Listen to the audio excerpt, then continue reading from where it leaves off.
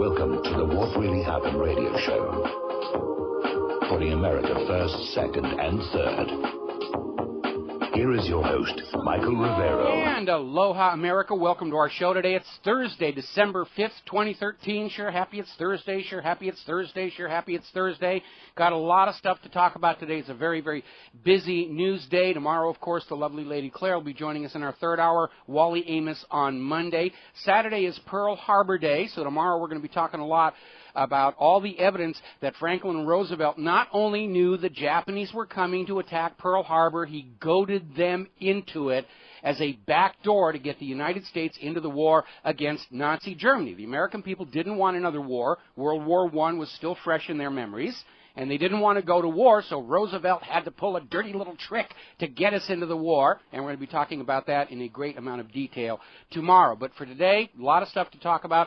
Phone lines are open, 800-313-9443, 800-313-9443. Craig is sitting in our control room, twiddling the dials, keeping us out of trouble, ready to answer the phone when you call on in. Now, I want to follow up on a story that happened earlier this week where a truck with a shipment of highly radioactive cobalt-60 was stolen in Mexico. And a lot of people started saying, oh, you know, dirty bomb, terror, terror, terror, terror, terror. And it turned out, apparently, what was being stolen was the truck. And somewhere along the way, listening to the radio or whatever, whoever stole the truck had one of those moments where they're saying, we stole what? Because the truck and the radioactive cobalt-60 were found abandoned. They just decided, we don't want that, and they just abandoned it, and so that story is over. The radioactive material has been recovered. Quick comment about the idea of a dirty bomb. It's a great propaganda tool. Oh, we're going to take radioactive material and wrap it around explosives, and we will just shower the cities with this. Well, you know, the more you spread it out, the less harmful it is, and it's only going to go the radius of the explosion itself. It's not a nuclear weapon. It's a propaganda weapon, and the reality is that a dirty bomb is certainly going to be far less of a problem than all the radiation pouring out of Fukushima that they keep telling us is really no big deal. So it's kind of a double standard. You know, terabecquerels of radiation coming out of Fukushima into the Pacific food supply, nothing to worry about here, but, you know, missing strontium-90, oh, it's the end of the world, the terrorists are coming to get you. All right, let's talk a little bit about the weather. I'm getting a lot of emails and photos from people all across the United States and a lot in Europe. It is a major, major storm taking place. They're calling it a cold snap. Somebody sent me the weather report from Dixon, Montana this morning. It was 0 degrees. And it's setting records, setting all kinds of records. It's being described as one of the worst ice storms in years, running from Texas up to Kentucky, and they're putting the population on the alert for possible power failures, school closings, closed roads, and so forth. Texas, Oklahoma, Missouri, Louisiana, Arkansas, Tennessee, Kentucky, Illinois, Indiana, and Ohio are saying millions could lose power. It's just this huge, amazing storm, and not unexpectedly, as this freezing weather takes hold, the carbon Nazis are out there saying, oh, no, the world is still getting warmer. Just pay no attention to the snow and ice piling up here. The world is getting warmer, but the warmth is hiding someplace. It's hiding in the bottom of the ocean. It's hiding under your bed. It's in the cookie jar. Because there's a lot of money. And the reputations of prestigious institutions and agencies and individual scientists have all been invested in selling you this idea that the world is getting warmer, it's all your fault, and you will atone by paying carbon taxes and buying carbon credits. It's a scam. It's a scam. And we're seeing articles. There was one in newscientist.com that was out there trying to say, yes, it's cold where you are, but trust us, the world is still warming. Even Mother Jones was getting in on the act there. And I got in a very spirited online debate with their blog. They're trying to still sell this idea, and they had this really horrible article about the schism between the climatologists, who are all being paid huge amounts of money, funding, and grants to talk about global warming, and actual meteorologists who make their living looking at the real weather. and saying, well, these meteorologists are skeptics about global warming, but then you shouldn't pay attention to them because they don't publish as many peer-reviewed scientific papers as the global warming experts. Well, the meteorologist's job is look at the weather, tell the people in their audience. And they're trying to smear them as somehow less credible for looking at the real weather than these global warming scientists who base everything they say on computer models. They don't have raw data to support this idea the world is getting warmer. They have their computer models, which are going to produce the results the models are programmed to produce. These models are all basically built around a set of assumptions, and they produce a result. But if the assumptions are flawed and faulty, if it's not taking into account all of the various factors, it falls back into GIGO, garbage in, garbage out. And so this whole idea to sell you obedience to a global environmental authority, to sell you the need for carbon taxes and for emissions control and carbon credits and all this stuff that's just driving energy prices through the roof, the same way Obamacare is driving health care prices through the roof. It's all about taking more money from you. Now remember back in 2000, 13 years ago, when the carbon Nazis were proclaiming snowfalls are now just a thing of the past, and that is a direct quote from the headline in the UK Independent. This was in 2000. Snowfalls are now just a thing of the past. Tell that to all those people in the American Midwest who are trying to dig out right now. And needless to say, I did post to the front page of what really happened, my article on ClimateGate that just goes through all the evidence that this is just another concocted fraud to scare you out of your money and your obedience. The world is broiling. It's all the fault of you icky-poo humans, and you will atone by giving us your money and your obedience. It's a lot like, the Wizard of Oz. And it's becoming very obvious. We're already setting all-time cold weather records this season. And all this screaming about snowless winters is just crying wolf, wolf, wolf, wolf, Arctic wolf, Arctic wolf. Now, we're seeing today more about the Sandy Hook shootings, and they're replaying the dramatic excerpts from the 7 carefully selected 911 phone calls from that day to just try and reassert the official story. And keep the focus on the guns are bad. We've got to get rid of the guns. The guns are evil. And I posted a couple of flashbacks here, including a video. We talked about this before, where there was a group of concerned citizens who are very much aware that there is a problem with prescription psychiatric medications triggering acts of irrational violence and suicide. And those are the documented cases, because we can safely presume that people who are on these medications are more prone to violence that doesn't get reported to the police. Bar fights, domestic violence, slapping their spouse around where otherwise they might not, and that doesn't get reported. And it came out early on that Adam Lanza was on these medications, and one of them was named Fanapt. And the manufacturer of Fanapt has in the warnings associated with this particular medication, it can cause episodes of complete irrational violence.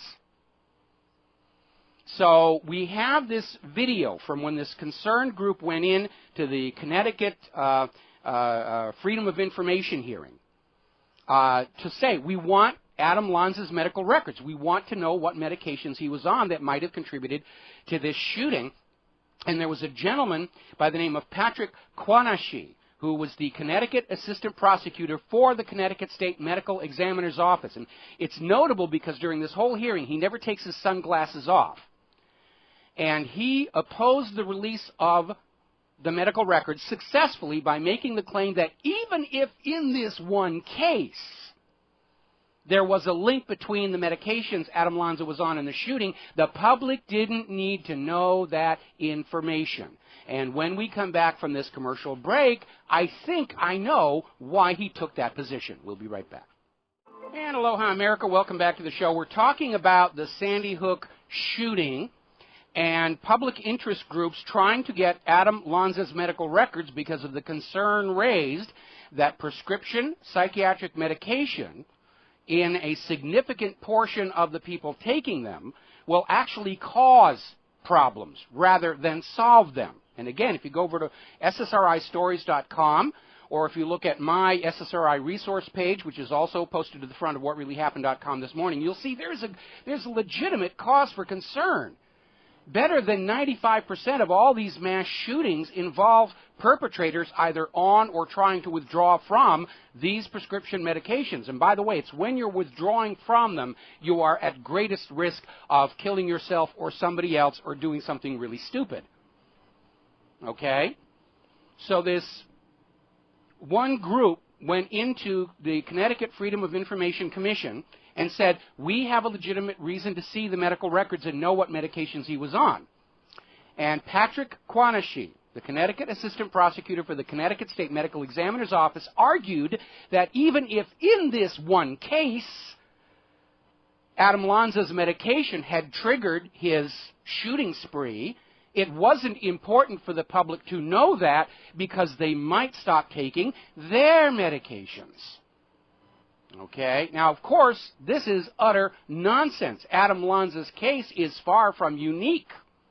The Columbine shooters were on these medications. The Batman shooter was on these medications. It's epidemic. The link is undeniable. But Patrick Quanashi doesn't seem to feel this is important for the public to know, and I did a little digging. And what I found out is Alexian Pharmaceuticals operates out of Connecticut. So does Boehringer Ingelheim. Purdue Pharma LP, Achillian Pharmaceuticals Incorporated. Pfizer is a big player inside Connecticut, and they're already being sued over violence associated with their dangerous antidepressant Zoloft, which one of the Columbine shooters had been on. So Big Pharma is a major part of the Connecticut economy, and Patrick Quanashi knows who his master is. And he's more concerned with protecting the tax base of Connecticut than the fact that these medications might be triggering acts of violence and people are dying from it. Profits ahead of people seems to have become a common aspect of this entire government. And it is time for it to stop.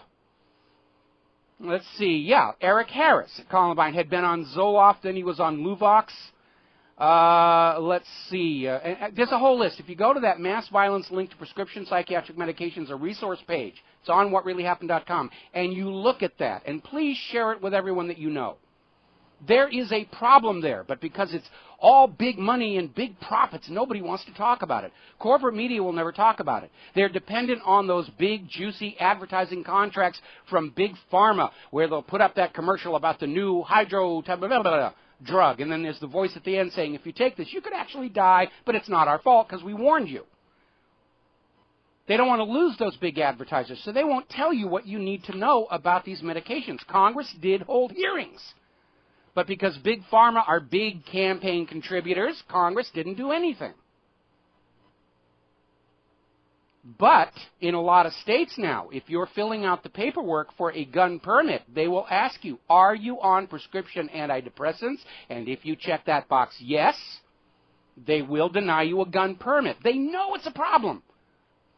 They just don't want you to know it because the money is flowing from your pockets to the pharmacies, to the big pharmaceutical corporations, and from the big pharmaceutical corporations into the advertising accounts and political campaigns. And that cannot be interfered with. All right, we're going to grab a call now here. James in Washington. Aloha, James. Welcome to the show. What's on your mind? Yeah, Mike, I didn't want to change gears on you, but as I was watching the hearings last night on repeat on C-SPAN, I flipped the one channel up, and unfortunately it was Fox, but they actually had two white hat hackers on they were interviewing, and for those that don't know who that is, these are guys that are paid by corporations to break into the website, and they told them, they said, listen, since December 1st, the White House has solved 400 bugs in their system, and they asked them, how do you rate that system, Amazon being a 10 possibly? And they go, oh, absolutely a 10. And they rated the Obama system a 1 or a 2. And they asked them again, what would you have charged them to do this computer system? And they said, well, $5 to $10 million. Mike, that's insane. It's even worse than that. I remember when we had John McAfee on the show, and he said it shouldn't have cost more than $12 million, but now it's come out that one of the major internet companies, they're not saying who, because it's a big scandal brewing. One of the major internet online companies offered to create the Obamacare website for free. And the White House told them no and handed this $600 million contract to the company where Michelle Obama's good friend from Princeton University was an executive. They just threw that money away, and now they're having to throw hundreds of millions of dollars more trying to get this thing running. I mean, it is just an absolute joke.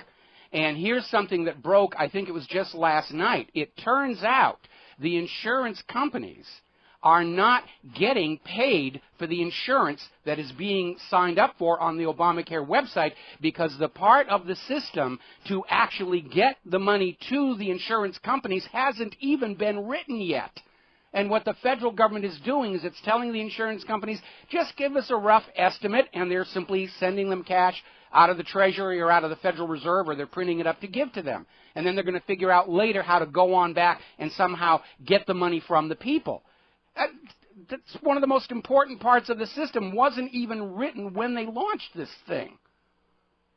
And that's so strange, Michael, you mentioned that, because right behind that they had two gentlemen they interviewed, one a doctor, surgeon of 30 years, and his partner was standing there with the actual book in his hand of the Obamacare, 1,400 pages, and he said, listen, he goes, people don't even understand that their pharmaceutical prescriptions, they're going to have to pay out of their own pocket up to $4,000 to $5,000 before anything will even kick in. I don't know about you. I don't have 500, let alone 5,000 in the bank. Well, that's exactly right here. I mean, that's how Americans are really being scammed by this whole situation, because those new, more expensive health insurance policies have sky-high deductibles. And for the vast majority of Americans who are being forced to buy these very expensive policies, they will go through the whole year without ever actually seeing any benefit from the insurance, because most people aren't going to hit those deductibles. And that's why these insurance companies have announced they're expecting $200 billion a year in pure profit coming out of Obamacare. And, of course, the federal government gets their piece of the action through corporate taxes, so they can dangle that new stream of tax revenue in front of potential creditors.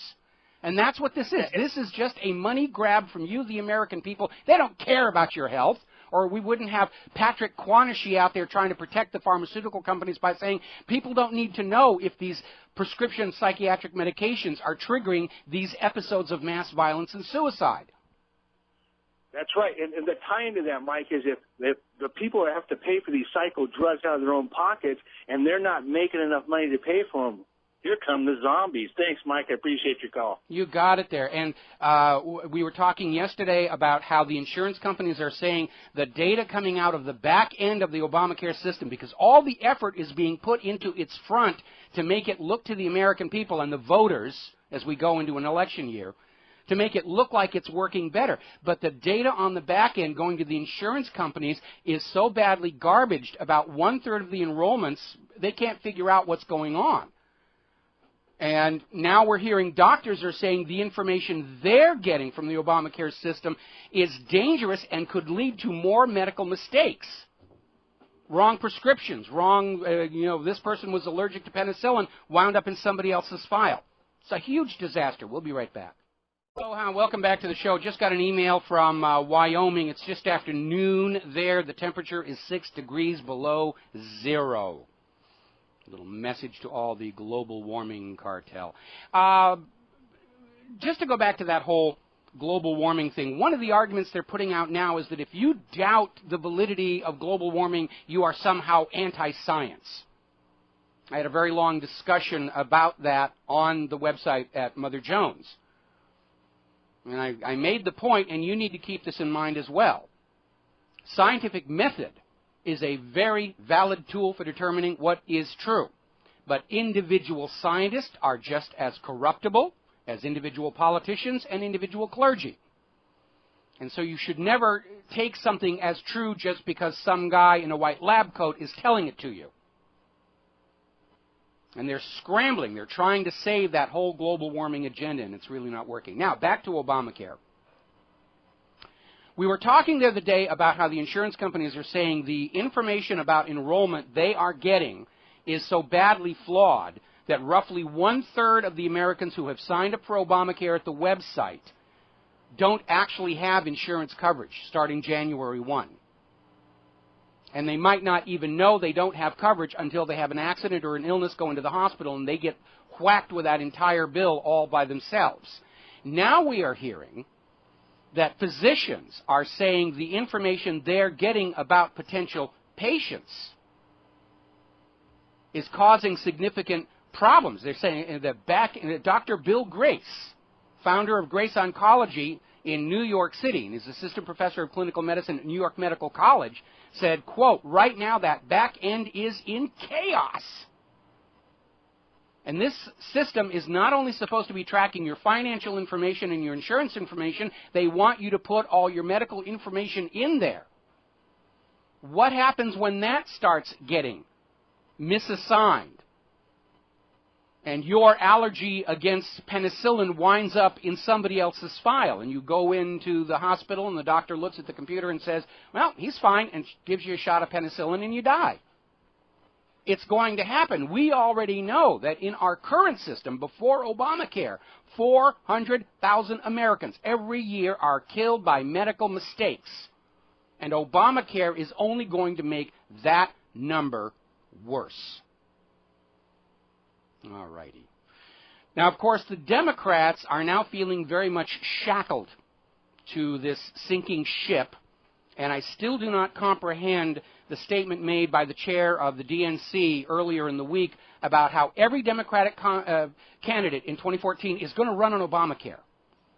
That was a foolish thing to say. Maybe it's like the ancient Roman galleys, where they chained the slaves to the galley to make sure they were going to work as hard as possible, because if the galley sank, they all go down with it. Maybe that's the thinking.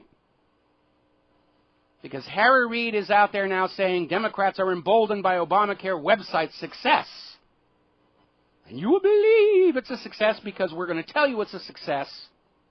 It's like the old Soviet Union. It's all working fine no matter how bad it looks. We declare it a success no matter how bad it is. And again, that was a common feature in Soviet politics.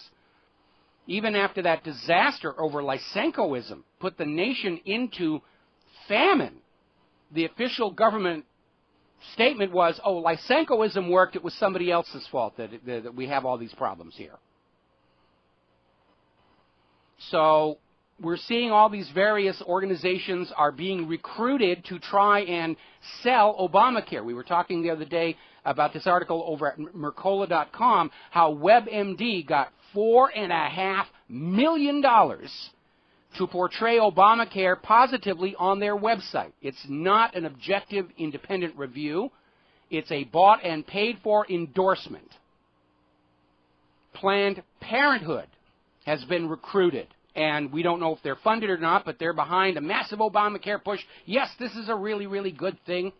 Obama has gone back out to his army of youth activists. Go out and promote my website. Send in the community organizers. And a very bizarre story that came out last night, and it's on Fox right now. The Democrats are forming Obamacare strike teams. That's their word, strike teams, to go out and sell that this law really is a good thing and we must move forward with it. Now, the real world, getting away from the desperate propaganda by the Democrats. A new Washington Examiner poll is showing Obama seen as the biggest failure among modern presidents, and a lot of that has to do with Obamacare and the Obamacare website. Judge Napolitano came out with a review of all the legal challenges that are starting to hit Obamacare. First and foremost, the fact that Obama just took the law and changed it to try and play politics. We're going to delay this, we'll change this, we'll do this other thing, and he's not allowed to do that under the Constitution. If there's going to be a change to the Obamacare law, it must go back through the Congress. So all of these lawsuits are piling up all over there. Over at Fox News, and in this case I have to agree with him, Neil Cavuto was out there screaming at the Democrats because no matter, anytime bad news comes out about the Obamacare website, the Democrats are saying, oh, Fox is just fear-mongering, Fox is doing this, Fox is doing, it's all Fox's fault. No, Fox is actually doing the job they're supposed to be doing for once in its career. They're out there reporting on all the problems that the government has caused by the handling of this whole process. All right, we're going to grab a phone call here. Obi in Colorado. Aloha, Obi. Welcome to the show. What's on your mind? Hi, Michael. I have something I wanted to bring up to you. Well, my wife and I usually have seafood for dinner on New Year's, and so I was wondering if I should have Fukushima crab and salmon or Gulf-oiled shrimp. It's kind of a hard choice. Well, the good thing about the Gulf oil shrimp is you don't need cooking oil. Just throw them in the pan, and they'll self-lubricate. And as far as the seafood off the coast of Fukushima, the good news is it cooks itself in the package. So I don't know what to tell you. I mean, here in Hawaii, it's actually created even more of a food crisis because for a lot of people living on the island, they will hunt wild boar or they will fish to supplement the food that they're getting from the supermarkets. And now they're starting to pull back on the fishing part because they don't know. Not everybody can afford a radiation meter, and, they don't know. It's a very scary situation out there. Yeah, and I'm going to go out and work on my tan because it's a balmy 11 degrees here, so... You're not tanning, you're rusting. Yeah. Unfortunately, I'm old enough that's the case. But one quick thing on the health care, I will say this. They talked about the Obamacare and rationing, and, I'm on Medicaid, and they already ration what they will do with me. I had a serious neck surgery a few years ago, and I needed some... clamps put in there on my spine to shore that up, and they wouldn't do that because Medicare wouldn't pay for it. Yeah, I mean, you look at how much money is going into the government and how little is coming back in all the areas, education, maintenance of the infrastructure. Here's something for all of you to think about here. Government is the most expensive thing you will pay for in your life, more expensive than your home, more expensive than your kids' college education. Are you getting value for money right now? For all of that money that's taken from you, are you really getting value back at all? Or are we better off just keeping our money and going out and shopping the free market for education, roads, medical care? Because obviously the lesson we're all learning from Obamacare is it has made the whole process hideously more expensive and far less beneficial. Yes, it's a government project, all right. Well, that's kind of all I wanted to say today, but I could take a dollar bill and throw it in a water well and get more out of it than I'm getting out of the government. Probably. Well, go ahead. My wife wants to get your email so we can send you some snow pictures. Well, the email is right at the top of my website, which is WRH, that's Whiskey Romeo Hotel, at whatreallyhappened.com. Okay. And thank you very much, and have a good day. All right, thank you very much. Yeah, there's a little link at the top of the page, email WRH, and I get a lot of email. I'll tell you right now, I get 400 to 500 emails a day, not including the ones about Viagra ads, and I'm the widow of the dead African dictator trying to move money, and email me back and I'll send you pictures. Those things don't even count, but I get a lot of emails, and I try and read them all, and I try and answer as many as I can. I can't do them all. So if you email me and you don't get a reply, doesn't mean I didn't read it. Just there's only one Michael, and I'm spread pretty thin as it is. All righty.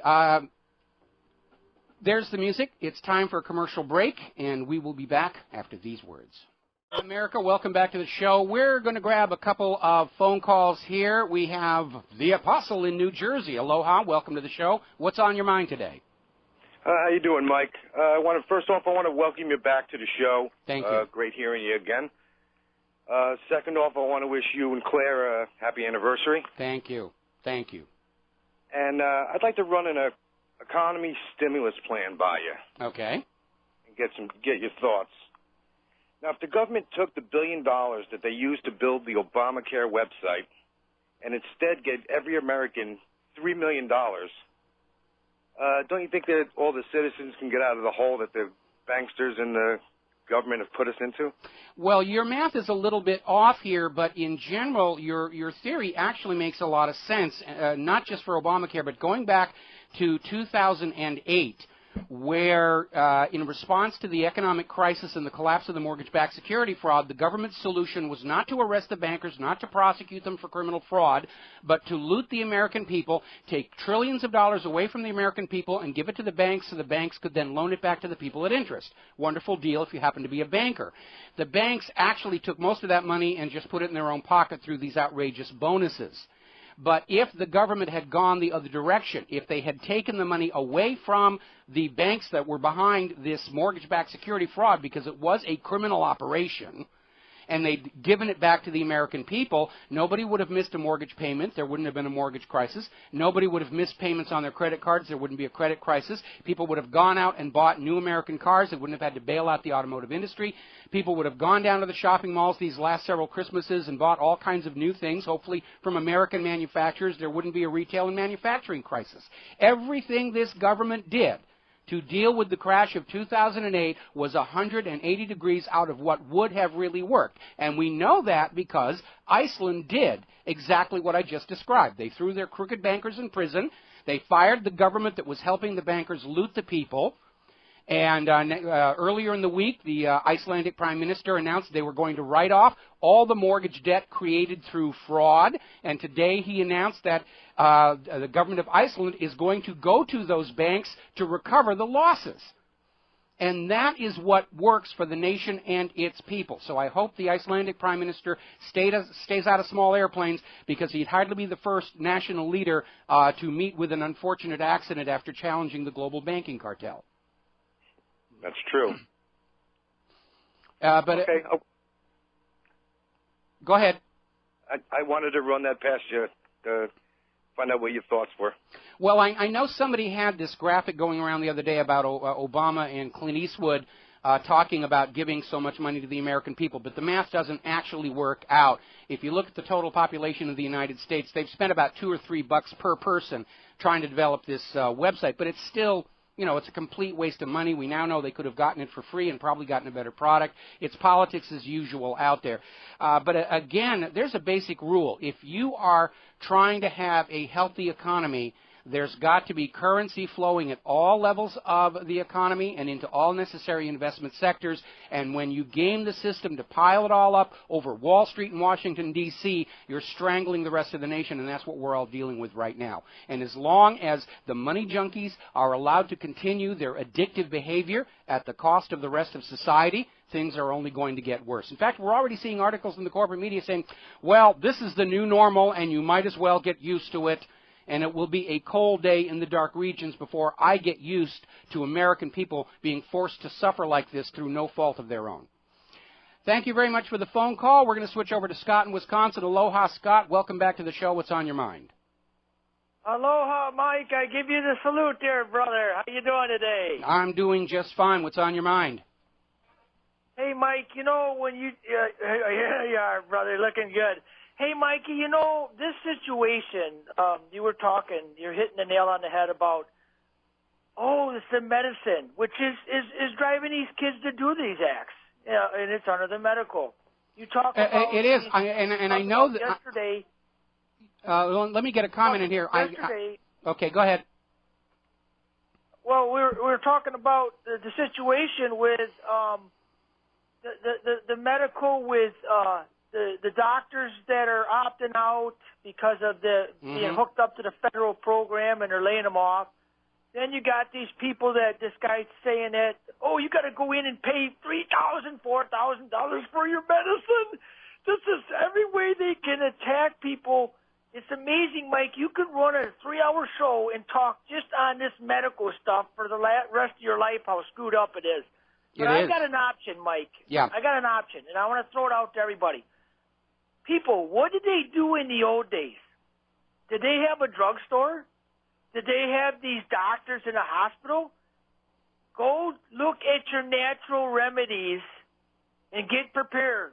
That's the best thing you can do right now because a lot of people are not going to even be able to like this gentleman calling earlier, to have $500 alone in his pocket, to pay for medicine along with, you got to pay $10,000 deductible before you have your arm stitched up.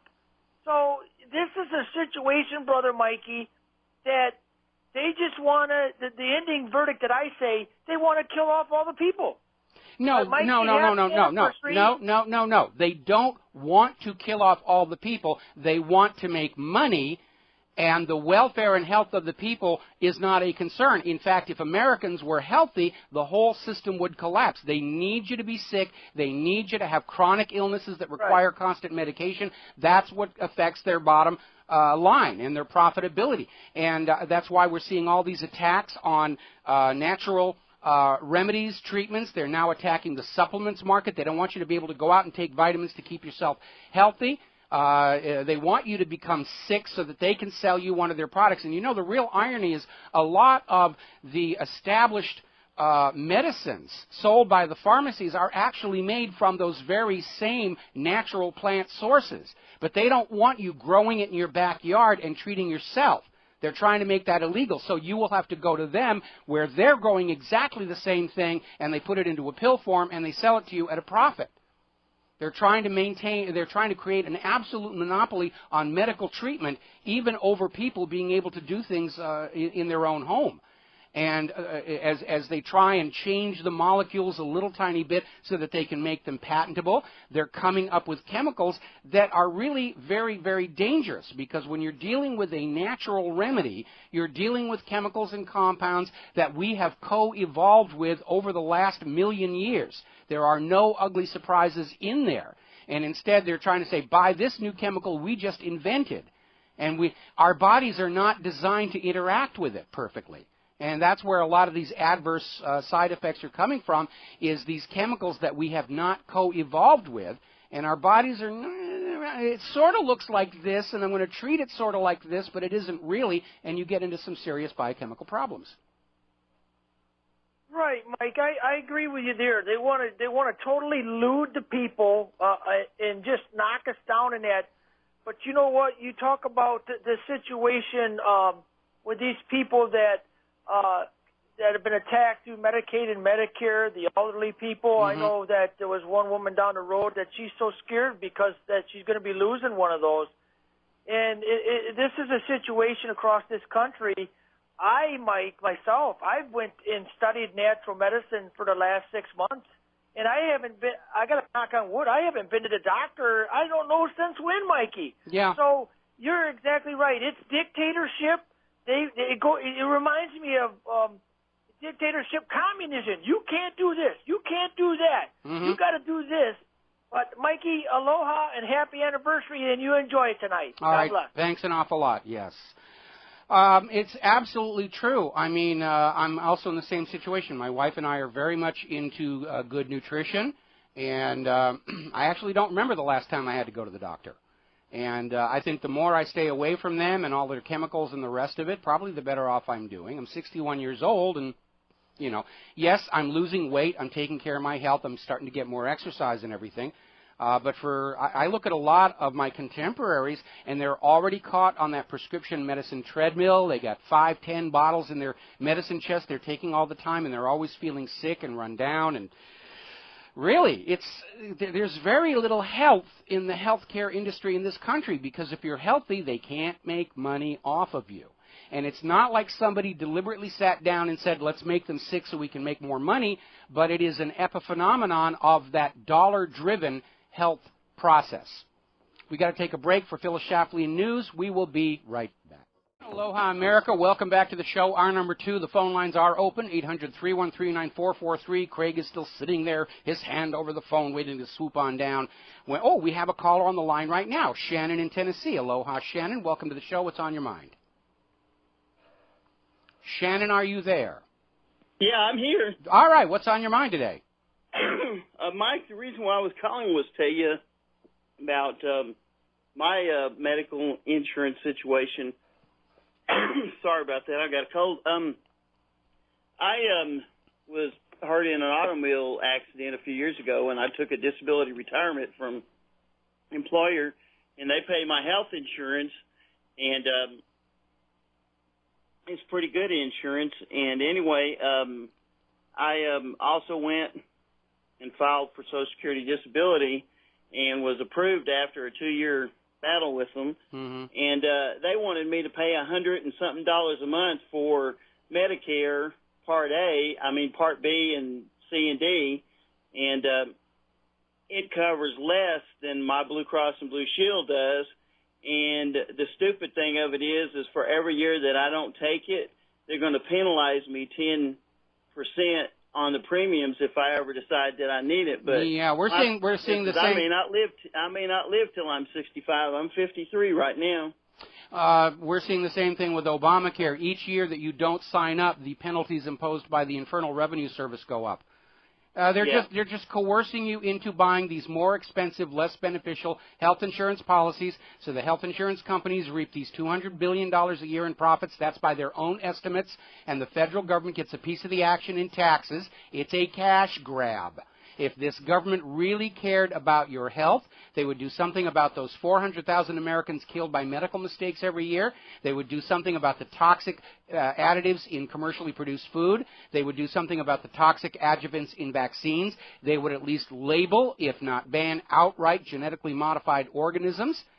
But they're not interested in doing any of that because all of these things make money, and that is the only thing they're thinking about, how to get more money out of the population for less upkeep in return. Yep, you're absolutely right, Mike. But anyway, in my area in Tennessee, a lot of doctors have gotten to where they won't take any Medicare or Medicaid patients anymore because they pay so little and they've got so many exclusions. And when you've got a really good Blue Cross and Blue Shield policy that covers just about everything, that the old policies did, and so far we haven't been affected on benefits or deductibles by the Obamacare, but I'm sure that's coming. Yeah, it probably is. I mean, they're canceling all the existing policies as not Obamacare compliant. And again, we're seeing the same exact problems that we saw when auto insurance was made mandatory, where costs went up, benefits and services went down, and it was just a money-making scam for the auto insurance companies. Now it's the health insurance companies' turn. Yep. All right. Well, Mike, that's all I had for you. I appreciate it. I'm glad to see you back on the air. I really missed you while you were gone. All right. Well, thank you very much. Glad to be back here. Okay. All right. Bye-bye. Now, earlier in the week, Jon Stewart, and you know he's becoming a person of major influence when the corporate media is having to respond to what is essentially a comedy show. But Jon Stewart took Bill O'Reilly to task because Bill O'Reilly has been out there campaigning to convince America there's a war on Christmas. And he's out there trying to say, those gosh darn Muslims, they're out there, they're exerting a war on Christmas. Well, first of all, anybody who understands Islam understands the Muslims don't have a problem with Jesus. He is included in their belief system as a prophet. Okay? It was Abraham, Jesus, Muhammad. And everybody's fighting back and forth about all of this other nonsense. And Jon Stewart had a right to take Bill O'Reilly to task because apparently there was this school district down in Georgia that had been accused by Fox News of confiscating Christmas cards from the students because they might be offensive to the Muslims or somebody else. And it turned out it was a completely bogus story, completely untrue. And the Georgia school has complained because they were flooded with all kinds of complaints and phone calls saying, how dare you confiscate the Christmas cards, and saying, we didn't do it. Well, we heard it on Fox News. It must be true. So Jon Stewart did a little commentary on Bill O'Reilly about just how ridiculously overblown Bill O'Reilly is about this idea that, we're allowing our society to be influenced by these immigrants here, which actually, if you think about it, is the history of the United States of America, because we're all immigrants, unless you're Lakota or Cheyenne. We're all descended from immigrants, some of us more recently than others. And Bill O'Reilly got very upset that Jon Stewart made fun of Bill O'Reilly's war on Christmas. Now, the current war agenda, and they're still trying to figure out some way to get that back on track. We got Christmas coming up, great time for a false flag attack to blame on those gosh darn Muslims and everything. But the real agenda behind all these wars is the petrodollar. making sure that all the resource-rich areas of the world only sell those resources for dollars, so the rest of the world has to come to the United States and either borrow dollars at interest or trade real produce and manufactured goods for those little paper coupons to go get their own natural resources, to force the world back onto Bretton Woods, to force them back onto dependence on the dollar for all international trade and banking. The dollar is very much in decline. It's still in first place, but only barely ahead of the yuan, which has now surpassed the euro. Now, you, the American people, are not going to send your children to be killed and crippled to prop up a piece of ink and paper. So they're trying to sell you this us and them. It's we, the traditional Christian Americans, according to Bill O'Reilly, against the evil Muslims.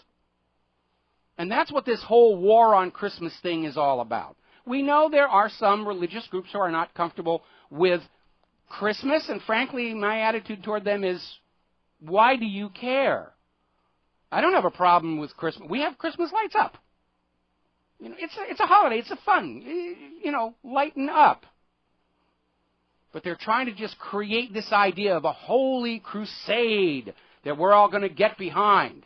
And it's got nothing to do with religion of Christians and Muslims or the Jews. It's all about petrodollar and Bretton Woods.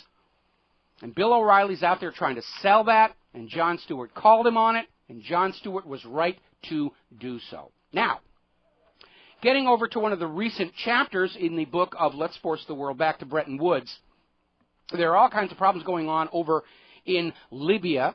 There are supposedly jihadist groups mushrooming up all over the place, shootings and assassinations, including an American teacher who was shot dead in Benghazi.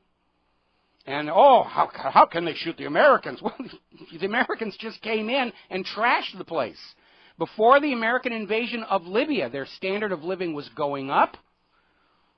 They had a very well-developed infrastructure. The aquifer system Gaddafi built is the envy of all of Africa. They were greening the place up. And then America comes in because, gosh darn it, we have to get rid of that gold dinar.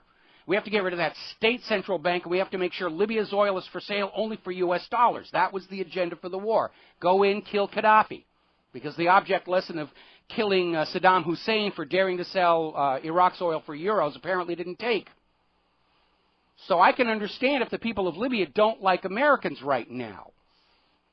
And you need to take a good hard look because things are so much better in Libya and Afghanistan and Iraq since the U.S. invaded the place.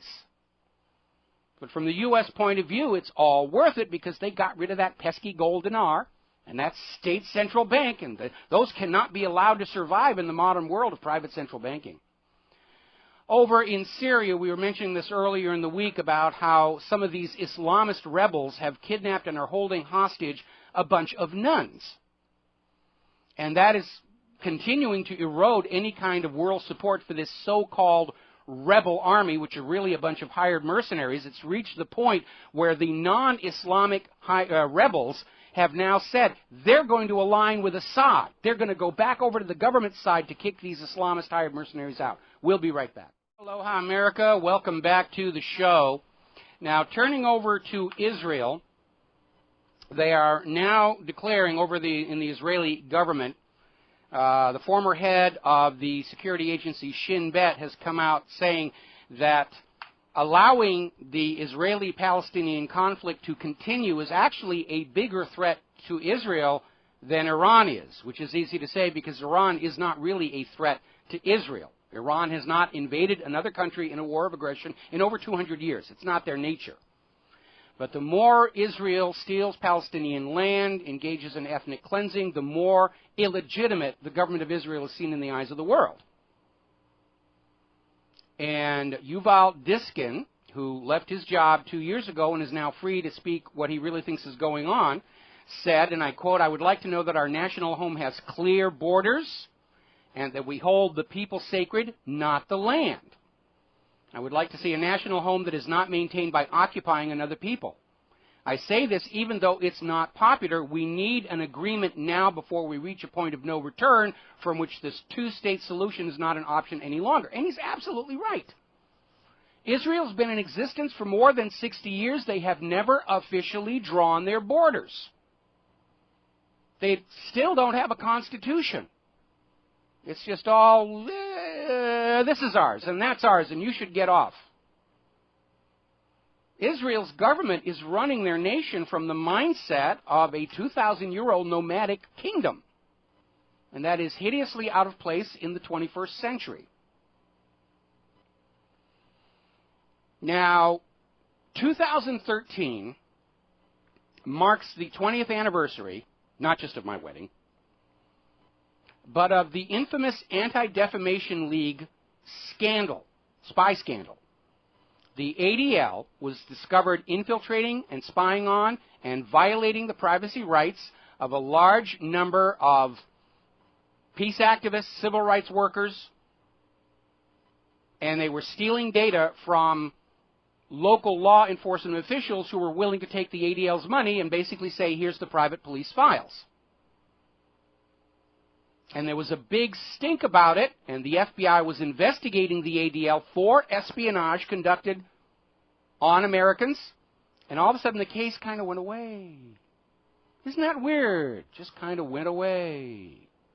Well, it's been 20 years, and the FBI files have been declassified and released under a Freedom of Information Act. And no big surprise, it turns out the reason the U.S. government dropped the investigation of the ADL was pressure from the government of Israel. So the ADL is part of Israel's espionage network here in the United States of America. And our government, which is supposed to be protecting Americans from foreign spies, looked the other way. We saw exactly the same thing during 9/11. Just before 9/11 happened, the FBI stumbled on the largest foreign spy ring in United States history, operating on behalf of Israel. And they were basically into our communications infrastructure. The spy ring was blown because drug enforcement officers' pagers and messengers had been compromised. They were investigating ecstasy rings, which tend to be operating out of Israel.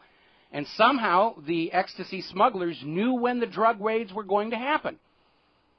And it was found out that the phone system, message system in the United States was compromised by the Israeli companies that are sitting on that infrastructure.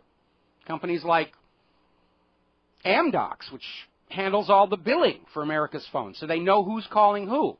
Comverse Infosys was contracted by the U.S. government to install permanent eavesdropping systems in the American phone infrastructure. Another company, Israeli company, not necessarily involved in the spy ring, was Odigo, that handles the backbone for instant message systems.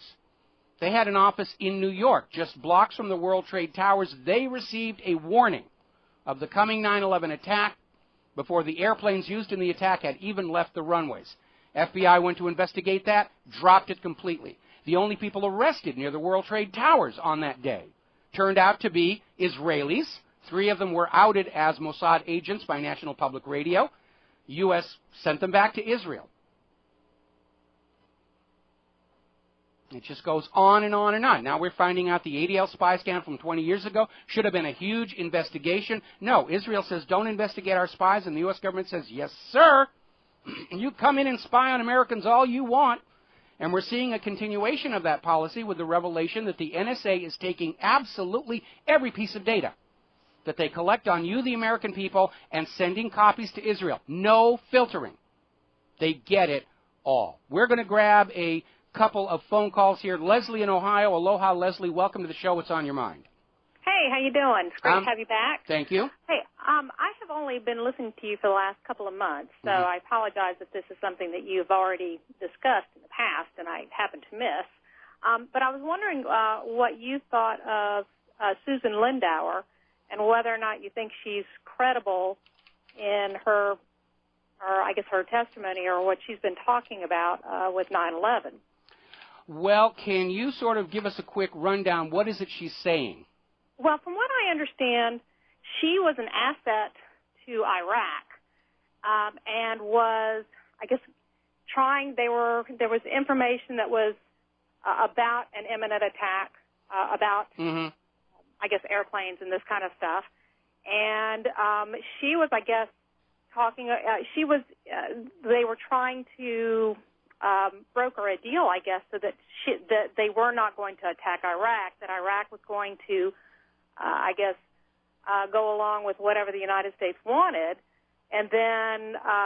Well, that was Saddam's mistake during the first Gulf War when the U.S. envoy said, "Sure, go into this other country here, and we promise we won't Kuwait. Go ahead, go into Kuwait. We won't do anything about it." And Saddam believed him.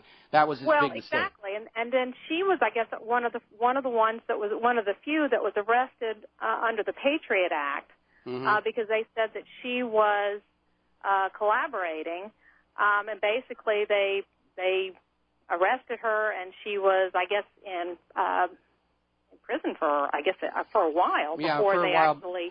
Well, I know she's out. I need to cut you off because we're running out of time. Okay.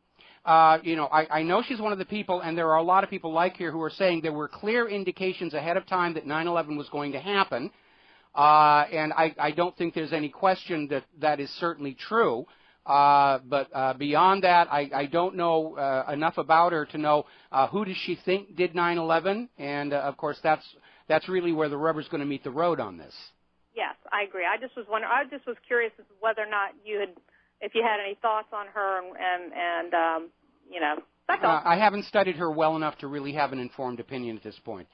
Well, that's cool. I'm glad to have you back, and it's great listening to you. All right. Well, thank you very much, Leslie. And we're going to very quickly switch over to Jerry in Chicago. Aloha, Jerry. What's on your mind? Aloha, Michael, and welcome back. I missed you. Thank you.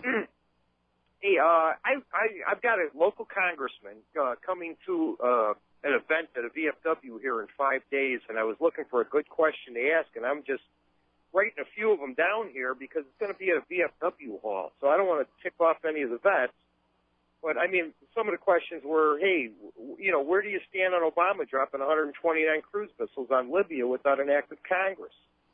That's a very, very good question. I mean, is there a specific topic or agenda at this VFW meeting, or is it just whatever anybody wants to talk about? Because the question I would ask is, why, when the Constitution authorizes the government to create and issue a debt-free currency, is our government continuing to borrow that currency at interest from a privately owned central bank? I think that's the number one question all Americans should be asking all members of Congress. We got to take a break. Can you hold me over? Yeah, I'll hold you over, Jerry. We'll be back after these commercials. Aloha, America. Welcome back to the show. We're still talking with Jerry in Chicago about what questions to ask a congressman at a VFW meeting, and I think your question was really good. My question was really good. What else do you think we ought to be asking our Congress critters, not just at this VFW meeting, but at every opportunity when we can actually approach our legislators and hit them with a question? What do you think is a good thing to ask? Well, number one, I'd like to cover. I recorded what you said about the Congress and the money. You put it so elegantly. I had to record it so I could take notes later. Not like the NDAA or NSA. I'm going to tell you that I recorded it. I appreciate. Well, as long as everybody's recording anthrax, nuclear weapon, assassination, Allah, and that'll wake up the people over at the NSA. I actually put together an article over the last few days that I just put up that really goes into detail about that very question. And the article is titled "The Real Question About Debt Ceiling," and it starts with Ben Franklin and King George III's Currency Act, and it goes through this history, this constant battle between public currency as a public utility and currency borrowed at interest from the central bank, and it says at the bottom that exact same question. So if you're going to ask that question, you might want to look at that article. Okay, I will. Thank you very much for that information, but let me go to a couple more of these questions. One of them was, when will we get justice for Fast and Furious and hold the people responsible's feet to the fire? I can already tell you the answer: when the dark regions freeze over. Well, like I said, if he's there to just answer questions, I've never been to one of these events or anything else like that. I don't want to get beat up or shot or all the way to jail for speaking up as a human being. But another question was, where was your stance on the National Defense Authorization Act? That would be a very good one as well. But one thing we have seen in a lot of these meetings is they do have handlers there, and if you ask an impertinent question, you will be asked to leave. And how violently that's accomplished is going to be entirely up to you, I think. We hope it's not going to get violent, but I'm sure. Well, you never know. True. But how about this one? When do we expect the answers from Hillary Clinton on what really happened in Benghazi? That would be a really good question, probably right after we get the answers about what really happened to Vince Foster. I would recommend strongly with these questions that you're asking that you have an associate there with you recording it on their cell phone or a camcorder, just in case something unpleasant does happen and we publicize it. You know, Deanna's guest before your show, I called in and made the same comment, and this guy said, hey, you know, what you came up with was a lot of good questions to hold their feet to the fire and everything. He says, but why don't you see if you can get a hold of a local news agency to be there and maybe film this thing? That's a good idea. And then again, but he's talking like Comcast or something, and you know what? Comcast won't air it. Well, that was why I was saying have your own associate there with a camcorder or a cell phone, and if something unpleasant happens, just post it to YouTube. And if it does, send me the link, and I'll publicize it on what really happened. Hey, that's a great idea, and I happen to have a camcorder, so I think I'll get somebody for the 2 hours. But how about another couple of questions? Real quick, because we got other callers on the line. Okay, why do we give $8 million per day to Israel and aid per day when we got 1.9 million veterans homeless? That's a very, very good question, especially when Israel is considered a wealthy country with a very high per capita standard of living, unless you're in Gaza and the West Bank, of course. Oh, of course. But, no, I'll let the next callers get on and everything. And thank you very much for coming back, Michael, and appreciate all your advice. All right, thanks, Jerry, and good luck at, confronting the Congress critter. We're going to switch over to Art in Philadelphia. Aloha, Art. Welcome to the show. What's on your mind? Hello, Mike. Thank you for taking my call. You were mentioning about Converse and Amdocs. Here's a question. Why is Amdocs enjoying teaming business relationships with Microsoft, and what breaches to national security does that impose, since Microsoft works on government systems? That is a very, very good question, and the answer is I don't really know, but it should be something that's being looked at. We have seen so many of these companies that basically what Israel does is they'll take the money that Congress is voting to send them, and then they'll come right back in and start buying up assets and resources. They own a large part of, for example, Intel. They literally moved Intel's R&D department to Israel so they can say we're the world leader in developing microchips. And now there's a concern that a lot of the chip products coming out of Intel are compromised and have hardware backdoors to serve Israel and the NSA. And, we're seeing our government constantly standing up and talking about security and the threat to the nation, but they only want to portray the threat to the nation as coming from those other nations that refuse private central banking and dare to sell their natural resources for currencies other than the dollar. I remember growing up in grade school, we were constantly being harangued about the threat of communist subversion of our government, and now we're realizing our government has been subverted. We were all looking in the wrong direction. One quick comment on Intel. Intel said about 2 years ago in the news that we don't need American engineers anymore. So why is Intel getting government contracts when they are basically working with a company that's involved with direct espionage against this country? Well, because they're in Israel, and Israel gets all these juicy little contracts here because Israel owns most of our members of Congress through AIPAC. It is that blatant and that in your face. I mean, look at what happened following the P5+1 deal with Iran, which seems to open the door to a peaceful resolution of this made-up-from-thin-air crisis that Israel's been screaming about.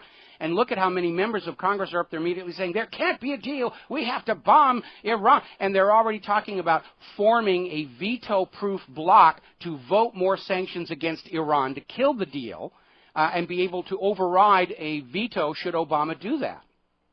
And one last point, and I'm done, is has anybody really looked really hard what's going on in Silicon Valley? Is Israel taking that over through immigration, H-1B visa, and destroying our American economy in that process of doing it? Well, they've certainly destroyed the economy of Silicon Valley because apparently Silicon Valley has become far from being this wealthy area for well-trained technical people. The people at the top of the companies are rich beyond dreams of Midas, and the ordinary workers at all of these companies, they're barely above minimum wage, and they're struggling to survive. And we're seeing the same kind of wealth inequality affecting Silicon Valley that we see with the rest of the country. And it's this attitude that only the people at the very top are supposed to have lives of wealth and comfort and privilege, and everybody else should just be glad to have a job to begin with. And what's going to make that situation worse is we're now hearing that John Boehner has hired John McCain's chief expert on amnesty for the illegal immigrants. So as bad as the job market is here in the United States of America, they're still talking about granting legal status to all the people who snuck in over the border, and just opening the borders to flood the labor market so that nobody can stand up and say we need a decent wage. Well, we don't care if you don't want to work for $5 an hour. We got a whole line of people out there ready to do that. And that really is fascism. We're going back to the same corporate abuse of workers that we saw in the 1930s before the rise of the Soviet Union scared the American businessmen into realizing we got to treat our workers halfway decently or there's going to be a socialist revolution in this country. But now with the USSR is gone and the nation descending into fascism, everything the government and corporations are doing are all about grabbing the wealth to themselves and making sure that you, whose labor precedes that wealth, are just getting the absolute minimum amount you need to live on. And that is not what America is supposed to be. What about Senator Ted Cruz trying to push 300,000 H-1B visa immigrants in the air, putting Americans out of work? There is a gray area in there because of the decline of American education. The hard reality is that a lot of these people who are coming in from other countries are, in fact, much better trained in these high technology areas. Our educational system has been spending so much time on indoctrination and political correctness. We were talking about the academic scores for American education are in serious decline. So high technology companies are looking out there. They're not able to find Americans who are actually trained to be able to do the jobs, and that's why they're pushing for some of these visas. But simply opening the door en masse to allow that flood of people in, that I think is a serious, serious problem. I think there's plenty of Americans, they just can't find PhDs for $10 an hour. Well, that's also a factor. That's also a factor. Thank you for your call. All right, you got it, and we're going to switch over to Paul in New Jersey. Aloha, Paul. Welcome to the show. Going to have to be quick. I'm probably going to have to take you through the commercial break. What's on your mind? Oh, Paul dropped. All right, well, good. Then we're coming up here on a commercial break. Quick little note. The Pentagon, stinging from all the comments about killed innocent civilians by the drone strikes, has decided to solve the problem by changing the rules and saying that no longer are military personnel required to ensure civilians are not targeted. Now they're merely encouraged to try to avoid targeting civilians. So now killing civilians is allowed under the drone warfare rules. That's going to make everything all better. We'll be right back. Aloha, America. Welcome back to the show. Now, as you're probably aware, there has been an ongoing scandal down in Guantanamo over prisoners on hunger strikes because, well, they're being tortured. Let's call it what it is. And they're trying to voluntarily starve themselves to death, and the government's reaction up to this point has been to strap them to a table and force feed them. You're not allowed to die. We have much more torture to visit on you. You will not die until we let you die. And, of course, it's become a huge political problem for the United States in terms of global opinion of how the U.S. government is behaving, because a lot of the people down there in Guantanamo have been cleared for release by the military tribunal. They didn't do anything. And the White House will not release them.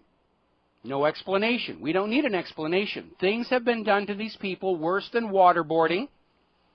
And if they're released and they go public in the foreign media and they show the scars of what was done to them or simply describe what was done to them, it's going to be even more of a political black eye. So the U.S. government has decided to deal with this crisis by no longer reporting on the hunger strikes. You don't need to know what we're doing inside Guantanamo. Just take our word, they're okay, they're happy, we gave them a Quran.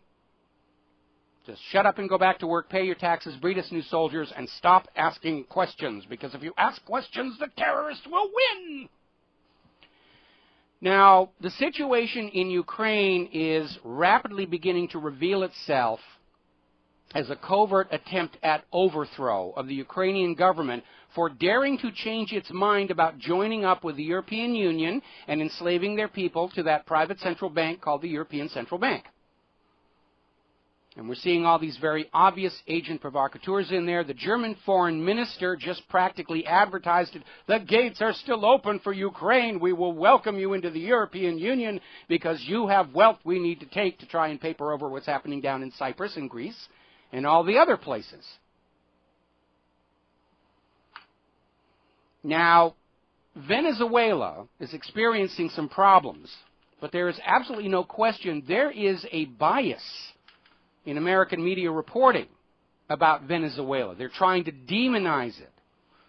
Because back when Hugo Chavez was in charge of the place, he was selling Venezuela's oil to other countries like China for their currency, not the U.S. dollar. And there were several attempts to oust Hugo Chavez, a couple of assassination attempts, and then finally Hugo Chavez went away, and they got a new government coming in that they were hoping was going to be more amenable to U.S. oil interests.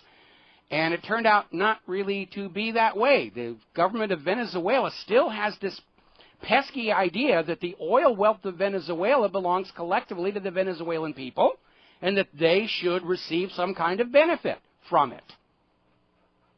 And so we're starting to see a media war to demonize Venezuela, and it's just an absolute guarantee that as this war to reinforce the petrodollar continues, Venezuela, they're going to come up with some reason to, we have to invade Venezuela. They're under the grip of an evil tyrant. They've got weapons of mass destruction, and on and on and on, because this agenda of forcing the world's resource-rich areas to sell their resources only for U.S. dollars only works if it's 100%.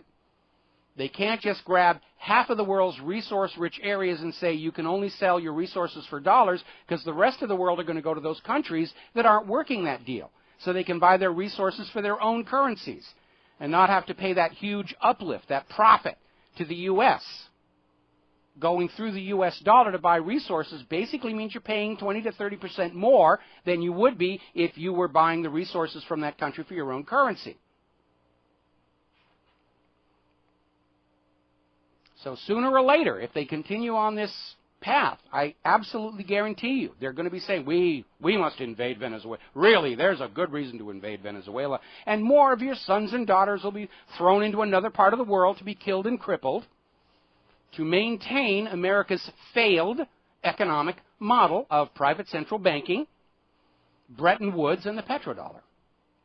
Now, speaking of the dollar, and speaking of the Federal Reserve here, over at the Bureau of Labor Statistics, they have a handy-dandy inflation calculator that allows you to say, if I had so many dollars in this year, what would they be worth today? And I saved some time. I went down. I made up a little list here. And here's the reality. For the year 2013, 100 years after the Federal Reserve hijacked control of the U.S. monetary system, quite unconstitutionally, I might add, the U.S. dollar today is worth only 4 cents of what the dollar was worth when we still had an honest monetary system 100 years ago.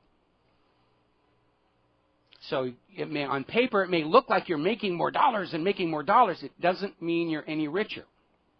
In fact, looking around at most America, we're pretty much where we were. Yes, we just bought a $5 million house, but it's exactly the same house your parents paid $50,000 for. It's an illusion of prosperity. It's not prosperity. And it's because the dollar is losing its value so quickly that so many other nations don't see it as a trustworthy store of value in international banking and commerce. And they're turning away to other currencies. And even the euro, because it is being devalued by the predations of the European Central Bank, is not considered attractive. And that's why so many nations are going on to the yuan, which is closing in on the dollar as the world's trade and reserve currency. And now we're seeing this interesting story how the U.S. ruling elite see China as a big threat to America's future. The only threat is that they have a healthy, trustworthy currency,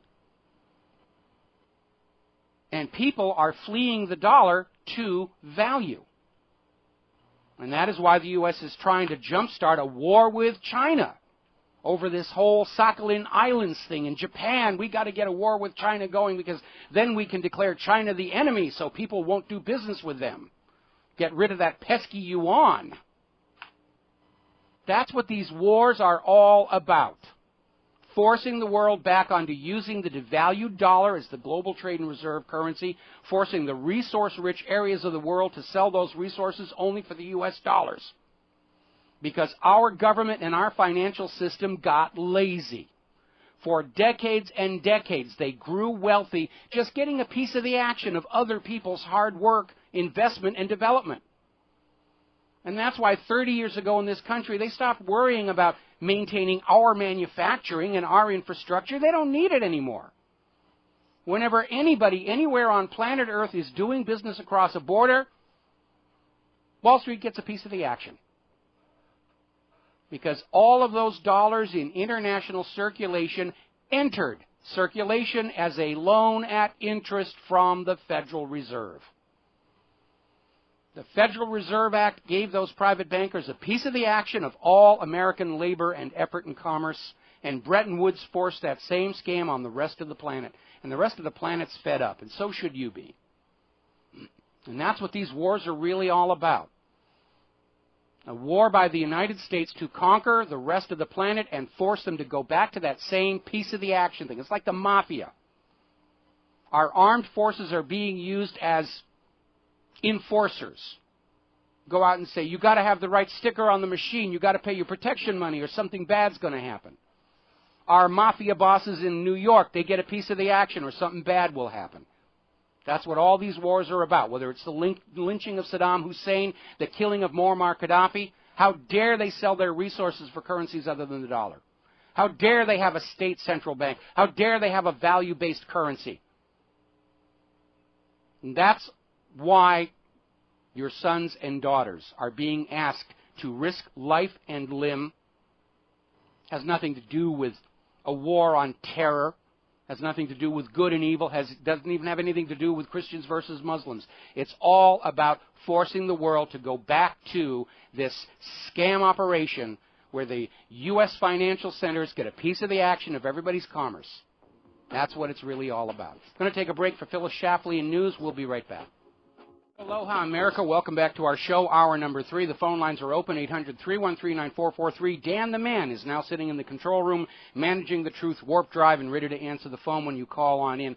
A couple of quick stories before we get back to the serious stuff.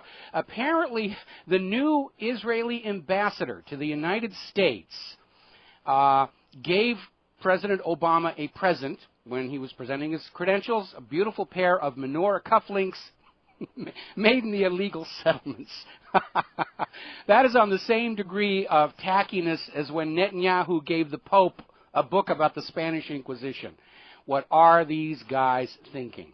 Another story that's sort of been making the rounds is apparently the U.S. military, which makes a big deal every year of tracking Santa's progress with the NORAD radars and everything, are saying this year they're giving him a fighter escort with fighters with missiles on the wings to make sure the evil Muslims don't shoot him down or he's not captured by space aliens or something. And for some reason this is upsetting everybody because it's not really happening. We all know those fighters couldn't keep up with Santa if he's able to hit every home in the Christian world in just 24 hours. Those fighters will just be eating reindeer dust. But it's amazing how much of a fuss this seems to have caused in certain circles. Now, I want to go back and talk about the topic I was discussing with that caller in the last hour about what is the real question about this debt. Because Congress is already going back in, budget deal, they're having the debates, not getting a lot of coverage here, the focus is over on Obamacare, but they're already talking about the budget. How do we get the new budget? How do we deal with the debt? We must raise the debt ceiling. And the entire context of the debate is being presented by the corporate media is, should we raise the debt ceiling or not? That's all you should think about. Yes or no. Should we do it or not? That's not the question. The question you should be asking right now is, why is there a debt problem to begin with?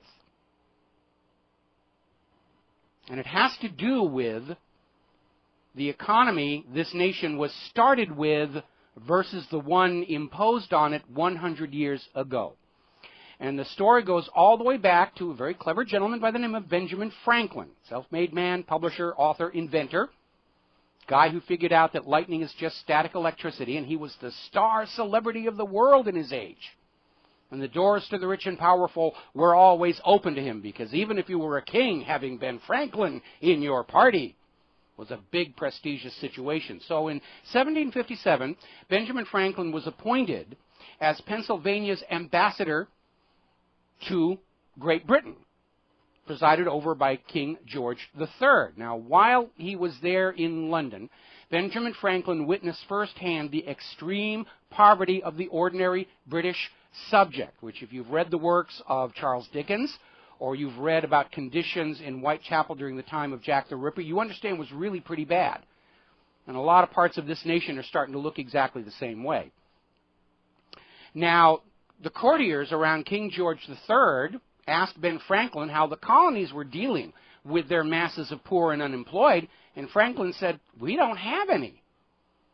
The colonies are issuing their own currency in ample enough supply so that there's full employment and everybody has a good standard of living."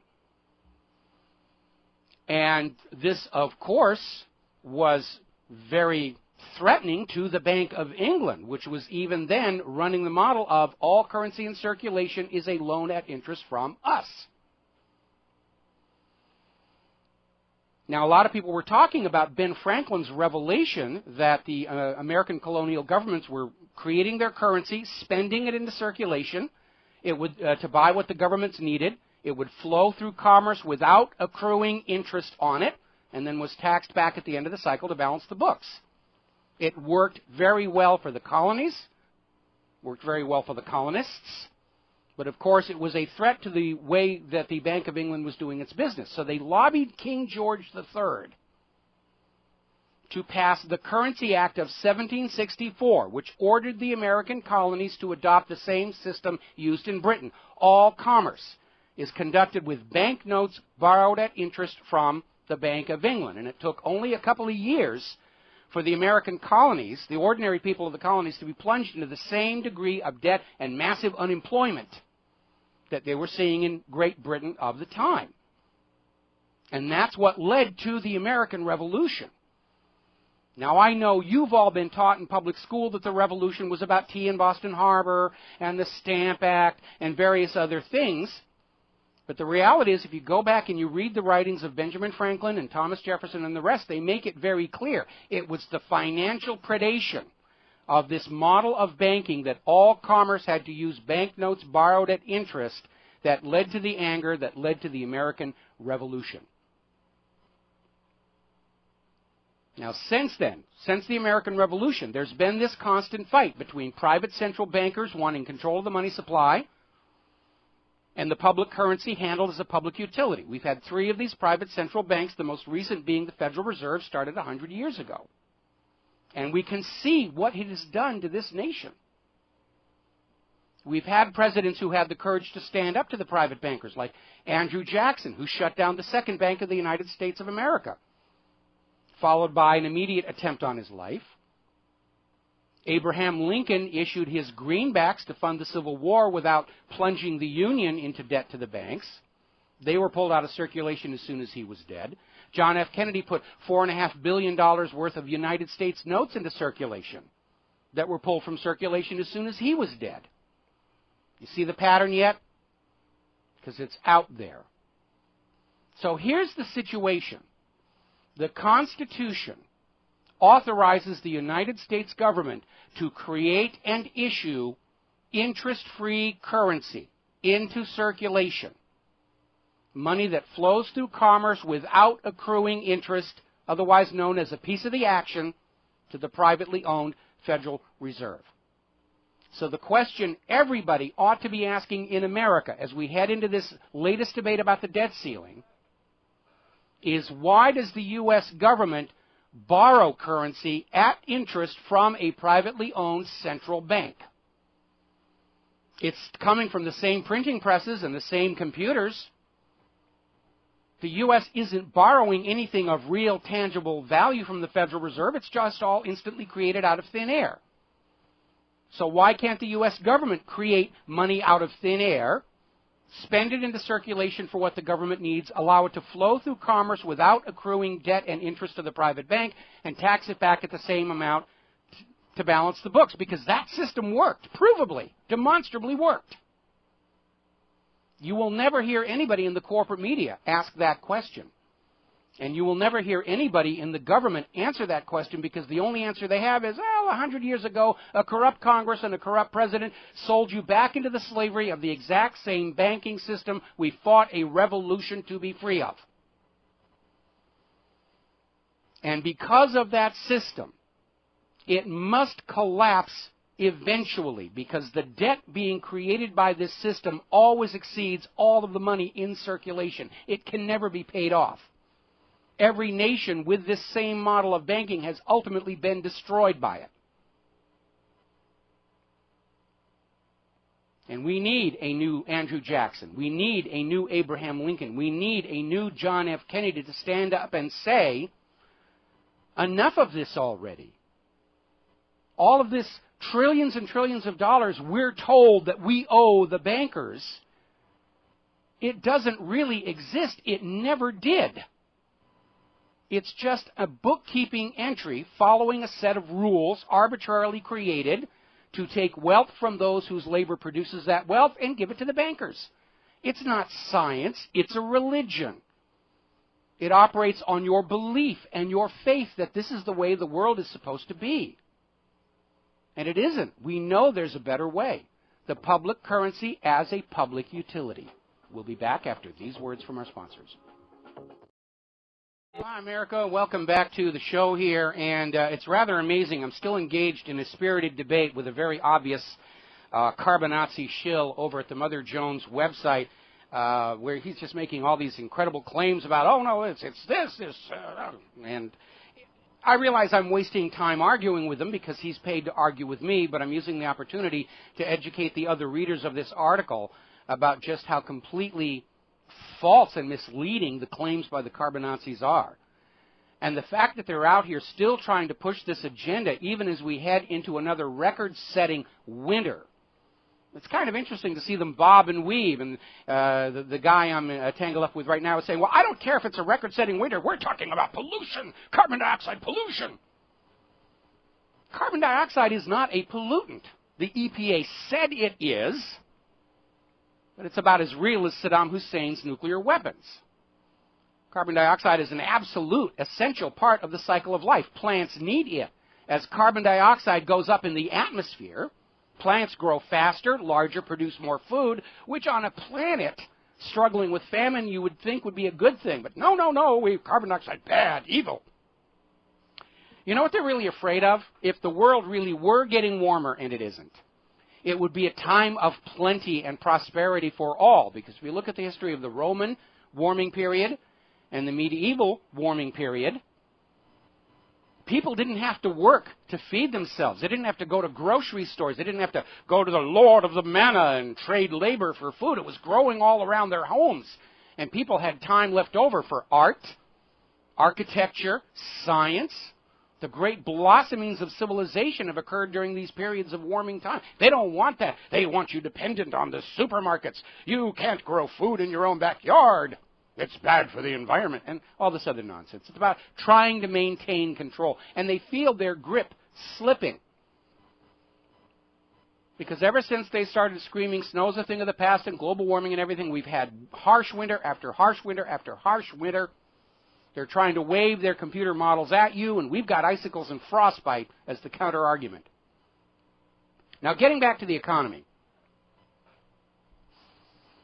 Matt Taibbi over at the Rolling Stone has hit another one out of the park. He's talking about another batch of Wall Street villains freed on a technicality. We have seen finally the government attempt to try and prosecute a few of the mid-level Wall Street people to make it look like they're trying to do their job. But they always seem to skate free. And apparently in May of 2012, some of the players who were rigging the auctions banks for municipal bond issues, another reason the municipal bonds are in such trouble, were convicted, and they were sentenced to prison for 4 years and 3 years. And today, a New York federal judge ordered them all released. Actually, it happened on Thanksgiving. Along with the pardoning of the turkey, they let all these guys, they probably hadn't even gone to jail yet because the case was on appeal. And the judge's reason for allowing these money junkies to go free was that the government had taken so long to develop the case that the statute of limitations had expired. Boy, oh boy, have you ever seen such kind and tender mercy from the court for somebody who smoked a marijuana cigarette or stole a loaf of bread from a convenience store to feed his family? So good for Matt. Good for Matt. Another completely bogus example of why our courts really are not about justice in the law, but about justifying the excesses of power. This was reported by the Associated Press. There was a lawsuit brought against the builders and operators of World Trade Center 7 by people who were harmed by its collapse, citing obvious safety and engineering negligence for the building to come down. And the judge threw the case out and said, no, they were not negligent. Nobody could have planned for the events of 9/11, and therefore the owners and operators of Building 7 are not negligent and they're not responsible. Building 7 was not hit by an aircraft on 9/11. It didn't actually suffer the events of 9/11. It had a few office fires visible in the windows. And if you believe the official story, we have a building with a few fires in it that collapsed from those fires, even though no steel-framed building had collapsed from fire before 9/11 or since, and the judge says, oh, there's obviously no signs of negligence. The judge is on drugs. Of course, we know he isn't. We know the building was brought down as part of that staged false flag terror plan, and the judge is simply saying, well, yeah, we were using your building for our dastardly evil plot, and we're going to let you get away from the financial harm by saying that even though this building collapsed ostensibly by fire, that you're not negligent, even though no other steel frame buildings ever collapsed from fire. And it tells us the entire court system has become totally corrupted, which, again, look at Chief Justice of the Supreme Court Roberts and his last second 180-degree decision on Obamacare. We're going to grab ourselves a phone call. Glenn in Philadelphia. Aloha, Glenn. Welcome to the show. What's on your mind? Hi, Mike. Hearing you talk about CO2 and carbon taxes, global warming and all that garbage, I was just thinking, contrasting that with, it's demonstrating how easily we're sent down rabbit trails. If they want to worry about an environmental problem, let them take a look at Fukushima and the radiation flowing into the Pacific Ocean and the current effects that are already beginning to manifest themselves. Mm-hmm. They're looking at something that helps the environment and screaming bloody murder, and then something that could actually be killing awful much, polluting and destroying much of the life in the food chain and the world's largest fishery. They don't pay any attention to, and they're directed away from. And no, because there's money involved there, whether it's Fukushima and protecting General Electric and protecting the nuclear industry. Oh no, it's no big deal. Little radiation's good for you, according to Ann Coulter. We saw the same thing with the Deepwater Horizon disaster, where the oil companies didn't clean up the oil; they just put chemicals on it to make it sink to the bottom of the ocean, where all the crabs that are feeding on it. And when you haul the crabs up by the crab fishermen, they're the ones that don't look overtly sick or ill get sold to the food supply, and nobody wanted to buy the crabs. So what do? The U.S. military buys those contaminated seafood from the Gulf of Mexico to feed to our soldiers overseas because, hey, most of those guys are going to get killed anyway, so it doesn't really matter. It is a complete callous disregard. They only make a big deal about pollution when they can make a fast buck off of it. Carbon taxes, carbon credits. Right, and what's truly terrifying is what's already beginning to happen to the little fishes at the bottom of the food chain, the disappearance of sardines, anchovies, herring, and smelt, stuff like that. I mean, that's what the little fishes, what all the bigger fishes eat. And when you take out the bottom of the food chain, everything else higher up follows right along. It's going to collapse. It's going to collapse, absolutely. And again, we're looking at the right now between Fukushima in the Pacific and the Gulf of Mexico, there is not enough healthy, safe food to feed the current human population. And it has been allowed to get to this situation because government didn't want to do anything about it or didn't know how. They've gotten away so long with, government by public relations. I mean, look at the response to Hurricane Katrina and how bad that was. These people don't know how to deal with a real crisis and a real problem. They only know how to deal with problems they've invented out of thin air, like global warming. And they've got a solution all ready to sell us. But when the Deepwater Horizon explodes, or Hurricane Katrina hits, or Hurricane Sandy hits, or Fukushima melts down, they run around in circles and throw their hands up and say, oh, it's no big deal. I know. Okay? Talk about a reversal of priorities, Geez. Yeah, it is. It's a psychotic set of priorities. We got to take a break for commercials. We'll be right back. Aloha, America. Welcome back to the show. And I just got a funny email saying, you're not wasting your time fighting with the carbon Nazi. When he goes to bed at night, he looks under the bed for Rivero.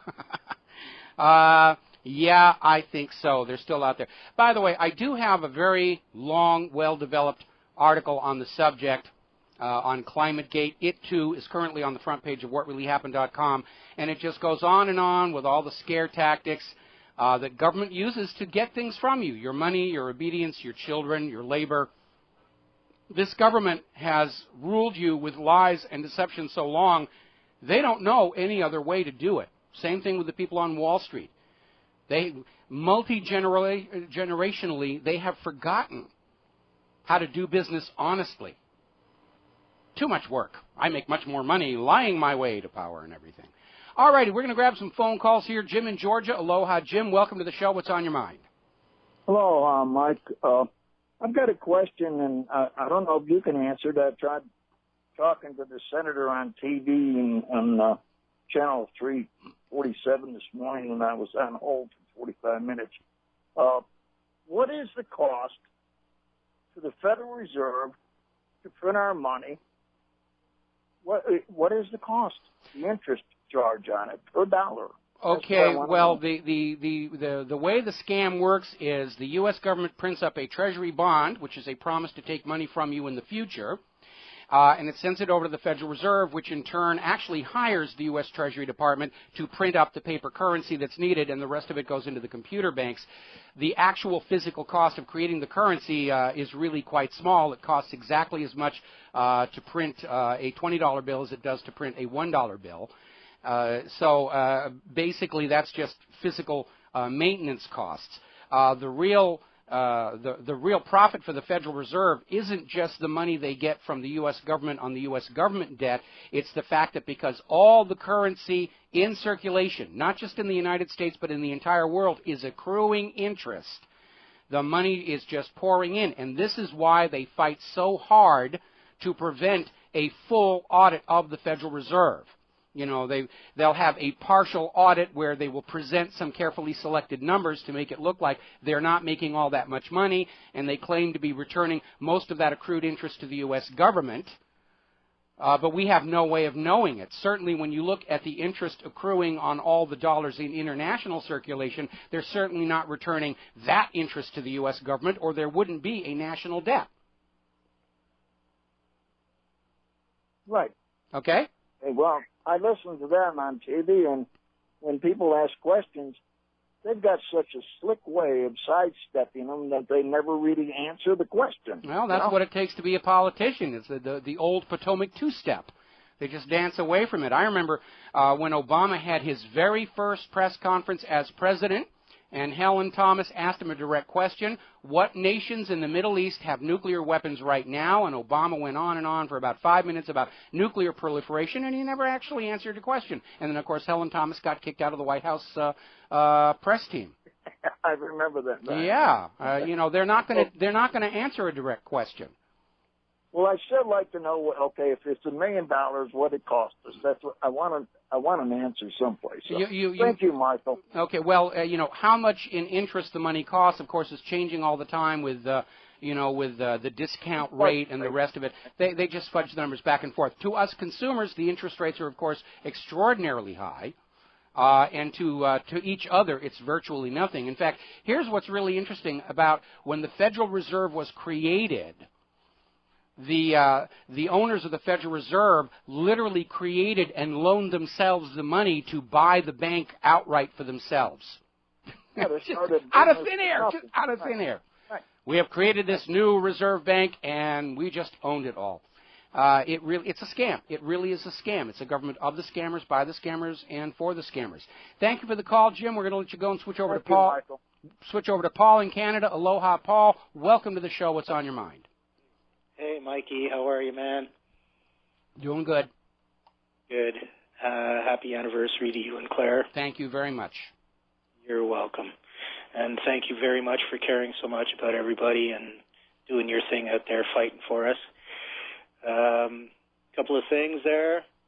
As far as the carbon Nazis go, I always looked at it the same way as you. You know, it's a complete and total distraction, you know, a Ponzi scheme, for and by, and, you know, la la la.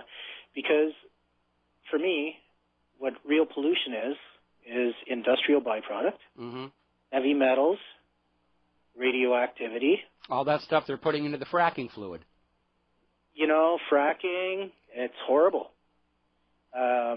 But carbon dioxide, what a distraction. Well, the only reason, in fact, I was again, this is a topic I hit in this discussion over at Mother Jones here. The only reason carbon dioxide is a pollutant is because the U.S. government says it is, and this is the same government, of course, that told us Saddam had nuclear weapons. They declared it a pollutant so they could regulate and tax it, but carbon dioxide is not a pollutant. It is an essential part of the life cycle on Earth. Without carbon dioxide, plants don't grow. We don't get food. That they go that way when they've got all these heavy metals and industrial byproducts being dumped everywhere all over the earth, and China and India polluting out of control, and they want to sit there and talk to us about carbon dioxide to keep us I'll go one step further. From... I'll go one step further. This is the same government that is showering radioactive depleted uranium munitions that have a half-life of 4.5 billion years all over every one of these nations they're invading to take over their oil and economy. It's unreal. It is. They want to talk about carbon dioxide, but basically I just called you up to, you know, tell you, like I said, you know, when they go to bed at night, they look under the bed for you. Oh, you were the one who sent that email in. Okay. And that's a good thing. You know, that's a good thing. We need more people. I do it as much as I can on the Internet, but, you know, it's just a complete and total disregard for the truth and complete and total distraction and trying to garner as many people into their little paradigm as they can to get them, you know, to take cold showers and cold baths and turn down their heats while, you know, the rest of the world suffers. The 1% just live in the lap of luxury. And it's out there with their private corporate jets. And, you know, that was one of the funny things when Al Gore was doing his whole world tour about Inconvenient Truth, and he's flying his private jet that's pouring out all these very same gases that he screams are the problem. And, of course, now they're trying to rebrand because the world demonstrably is not warming even as the CO2 is going up marginally. So now they say, it's climate change is bad. Talk about a whopper of a lie. There has never been a time in Earth's 4.5 billion year history that the climate wasn't changing and wasn't being affected by all the living things on this planet. The reason our oceans are blue instead of green is because microbes took all the iron out of the early ocean water. And this idea that somehow we can freeze the Earth in an arbitrarily defined state of perfection, it's nonsense. It's just another way to get money from you. If they could figure out a way that they could get money from you to clean up all these other toxic messes, they would. The problem is they would have to demonstrate they were actually doing something about it. Something like CO2, they can say, our scientists say we're solving the problems, please send us more money. It's a non-existent problem. It's like a guy standing in the middle of your hometown with waving his arms around and saying, and you ask him, what is he doing? He says, I'm keeping away the wild elephants. And you say, you fool, there's a wild elephant for 5,000 miles. And he says, see, it's working. Give me $5. Well, you know, that when you feel abused, then you want to do something to make up for it. So by paying carbon credits and, being a bad, dirty human, you can make up for being a bad, dirty human by paying carbon credits. And I'm not a bad, dirty human. I'm a part of nature. I'm a part of nature. As much as anything else on this planet, I'm a part of nature. This computer is part of nature. We're all part of the same system. There is no life form that does not affect the environment around them. And one of the things I really detest about this whole environmental extremism is the idea that there's the natural world and Earth, and somehow human beings are over here separate and they're not really supposed to be part of the same process. Like there's a lot of self-hate in the extreme environmental movement. Like a dam built by beavers for beavers' purposes is part of nature, but a dam built by humans for human purposes is not. And that's complete nonsense. We're all part of nature. Thank you very much for the phone call. We're coming up on a commercial break, and I have to let you go. We got another call waiting on the far side of the commercial break. I'll come to you as soon as we finish these words from our sponsors. And aloha. Welcome back to the show here. We're going to take one more phone call today. Bill in Texas, thank you for waiting. What's on your mind today? Well, I'll try to make it quick. This is about my father-in-law. Mm-hmm. He was a destroyer captain during World War II. Mm. Then after the war, he went to Washington and was a lawyer working with getting rid of the government surplus. And he saw a lot of illegal stuff, under-the-table dealing, so he went to his boss and reported it, and the next day they gave him a limo ride. And his wife was pregnant at the time, and they said, look, you got 2 weeks to leave, and you better be quiet. So he went to California and became a superior court judge. Mm-hmm. So during the 70s, early 70s, he wrote a book called Justice, if I have the title right, in Small Measures. And it talked about how the L.A. court, the last thing they care about is justice. And if you have enough money, how you can get away with murder. And they were so mad at him, they moved his office to the basement, took his phone away from him, and put him on night court for a while. Yeah. But he kept getting reelected because the people liked him. Because there you have to get reelected every 5 years if you're a judge. Yes, that's true. But he was the judge all the way up until the mid-'80s. Would you email me his name? I don't want you to put it out on the air, but email it to me. I'd like to hunt down that book and articles about it. But we have come to understand, I mean, I was in Hollywood. I know a lot of cases of big stars on big productions who literally did get away with murder. I'm not going to go into specifics because I don't need any more lawyers chasing me around. But we got to see that. We have seen these bogus court decisions that simply let the rich and powerful off with all of these crimes, like the one we reported on earlier that Matt Taibbi has documented over at Rolling Stone. We understand that the justice system is not just at all. We've seen it time and time again. Really, the court system is little more than a costumed set of actors and actresses who are there to convince you that there's an independent authority saying that what the government is doing is okay. But it really is all kangaroo courts, and justice is often subverted. It's bought. It's blind. Right, it's not blind. Justice is peeking out from underneath that blindfold. And it's really, it's one of the symptoms of the descent into fascism. But again, email me his name because I'd really like to hunt that down. Sure, no problem. If you ever want to get out of jury duty, have that little handbook in your pocket that lists your rights as a juror, and most of them they don't even tell you about. Oh, you will not be picked as a juror. Well, generally the way you have that. Generally, the way I get out of jury duty is I'll walk in there and say death penalty for parking violations, and usually the defense attorney will have me kicked out. And the last thing I have, I like the music, and thank you very much. I will tell Claire that you said so. Bye-bye. Bye-bye. All righty, so we're coming up here on the top of the show. We already talked about the new feudalism in Silicon Valley here. There's a story going around. Walmart is getting all this negative press, and apparently Walmart has now shut down the Toys for Tots campaign, and Walmart is claiming they caught their employees stealing from the bins. I'm suspicious about that because Walmart, like any other large big box store, they have rather severe loss prevention measures, especially when you're paying your people as little as you are. And so I'm not exactly sure what's going on. Maybe some of the customers were taking toys back out of the bin, and it's kind of hard to, like, say they're shoplifting when they're not shoplifting something that belongs to the store. But in any event, Toys for Tots is no longer going to be at Walmart. France has admitted their unemployment rate has hit a 16-year high.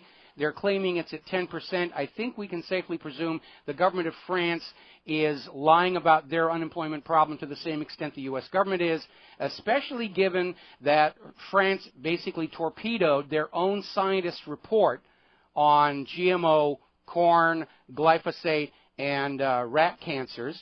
And more recently, France has come out to declare that Yasser Arafat was not poisoned by polonium-210, which is a rather amazing thing for France to say, given that the actual research into this was being conducted up in Sweden. But France came out and said, we know that Yasser Arafat was not killed, end of story. And they have no basis for making that other than that the French president is really good friends with Benjamin Netanyahu here. Now, down in Dallas, we've been talking about how the police are just totally out of control and how 8 times as many American citizens have been wrongfully killed by the police departments of this country than have died by terrorist attack, and that's including the big chunk on 9/11 itself. Well, apparently, Dallas has changed the rules regarding the handling of evidence in a wrongful shooting by allowing the police officers involved 72 hours before they're interviewed and have to turn over all the evidence, including the tapes from their cars. Well, this gives the police officers 72 hours to line up their stories about shooting innocent citizens. So we are now seeing the official management of the police departments know there's a problem with innocent Americans being killed by police officers. What are they going to do? Protect the citizenry? No, protect their fellow officers. Another scandal coming out, and they were trying to issue a warning about this. This was over at Freedom in Our Time, regarding perpetrators of sexual crimes dressed as police officers, where they'll come up to some woman walking along saying, you shouldn't be walking alone in this town. Here, I've got this black official-looking van. Give them a ride, and then attack them. And they were trying to make a big deal about not trusting people in police uniforms, not that we should anyway. And then there was a bit of an embarrassment when it turned out one of these people was a real police officer who would simply, when he was off duty, go out in his uniform and belt and badge, lure women into his car, and attack them. I think the police departments are on these SSRIs as well. Now, interesting little story we're going to finish up with here. And there was this story, and this was on CNN, about how a man down in Florida killed his wife and one of his sons with a crossbow, then drove 460 miles and tried to kill his other son, also with the crossbow, missed him, and then committed suicide by cutting his own throat, which is not as easy as it sounds. Now, to me, this looks like another SSRI meltdown, and nobody's asking what medications this guy was on. And I speculated we're going to start hearing calls from politicians about how it's time to ban crossbows. And sure enough, when I put that comment at CNN, I got jumped on by this guy who said, there's no need for anybody to have crossbows. We should ban them. Crossbows are there. Nobody in the modern world needs crossbows. And, of course, I corrected him on it because here in Hawaii, you're not allowed to use guns to hunt wild boar, wild pigs. You have to use bow and arrow. And if you are physically incapable of handling conventional archery tackle, if you've been disabled during your military service, you're allowed to use crossbows. And I said, yeah, so some people do need crossbows. And this obvious page shill came back and said, well, look, I've been to Hawaii. There's supermarkets in Hawaii. They can go buy their food there. And I said, well, if you've been here to Hawaii, you will know a lot of people can't afford the cost of food at the supermarkets, and they hunt. They used to fish before Fukushima to supplement their diet. And this guy just kept pounding and pounding. Nobody has a need for a crossbow. And I finally came back and I said, if you don't like crossbows, don't own one. Problem solved. But you don't have a right to go out and tell other people what they need or don't need. And in any event, remember that Second Amendment to the Constitution. The right to keep and bear arms shall not be abridged. It doesn't say firearms. All arms. The Second Amendment says you have a right to a conventional bow, double recurve bow, compound bow, crossbow. You have a right to swords and knives. And common sense and that Second Amendment say you have a right to certainly to weapons equal, if not superior, to those in the hands of the criminals. And yes, across America, as the economy continues to tighten, people do hunt to supplement their supply of food. And a lot of people do hunt with a crossbow. And the ferocity with which this guy was trying to say we shouldn't have crossbows, I'll bet you as this case gets national corporate media attention, somebody's going to stand up and say, really, there's no need for any American to have a crossbow. They're getting really scared of you if they're trying to figure out a way to take away the crossbows. All right, there's the music. It's time to get out of here and get some other jobs done today here. We'll be back tomorrow, Friday. The lovely Lady Claire will be joining us. And we'll be back here on the Republic Broadcasting Network. Until then, stay safe, stay skeptical, stay angry, stay informed, make good choices. Hit that donate button over at republicbroadcasting.org. We rely on you to keep getting the message out. Thank you very much, and aloha, America.